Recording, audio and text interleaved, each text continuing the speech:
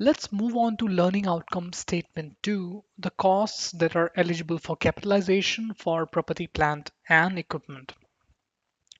Before moving toward this computation, let's understand an important concept. I have a question for you. When an entity acquires or constructs any property, plant, and equipment, do you think all the costs, all the outflow basically, I'm saying outflow, are capitalized? All the outflow are capitalized, or some portion is capitalized, or whatever. So my question is there is any guidance under IA 16 that says only these are the costs that can be capitalized when incurred by the entity? Yes. This is what we're going to discuss in this video. So all the costs, so all the outflow basically, all the outflows that are eligible for capitalization is categorized under these three broad categories, which means all the outflows are categorized into these three heads. The first is the purchase price or the construction cost.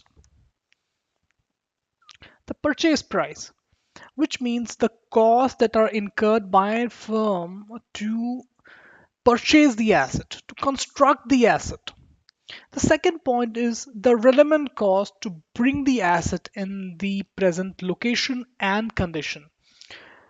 So let's understand one important concept of a relevant cost.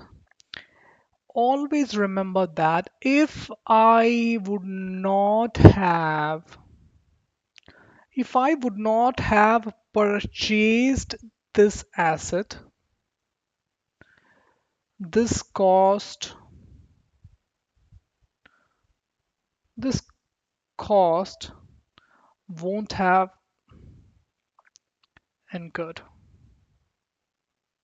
This outflow won't have incurred. If I won't have purchased the property, plant, and equipment, this cost won't have incurred, which means it's an avoidable cost. You purchase the property, plant, and equipment, that's why you have to incur this cost. That is what we call it as relevant cost to bring the asset in the present location and condition. Now the intention is really important. Where do you want to use your asset? All the costs. So you're going to ask the management where you want to use your asset. So all the costs that are incurred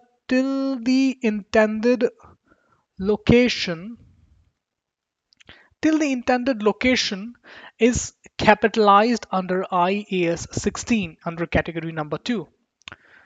The third category is the cost of dismantling of asset, and what we know this point as decommissioning cost.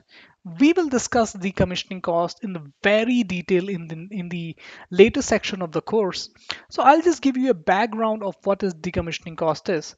Suppose you have constructed a very large or very big asset on a leasehold land, and the leasehold land is there for like 20 years.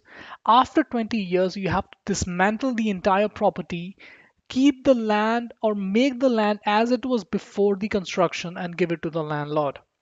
You will incur a very significant amount of outflow of resource at the end of 20th year, because your lease is going to expire after 20 years.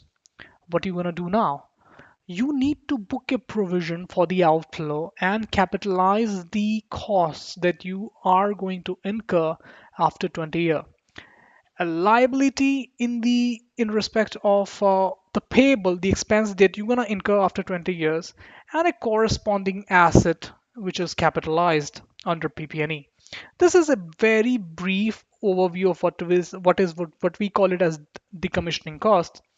So in nutshell, all the costs that the entity, all the outflow that the entity incurs is classified under these three broad categories that are eligible for capitalization. The first one is the purchase price of the asset, the purchase cost of the asset, or the construction cost. The second one is the relevant cost to bring the asset into the intended location and condition. The third point is cost of dismantling the asset. So all of these three broad categories of costs are eligible for capitalization under IAS 16.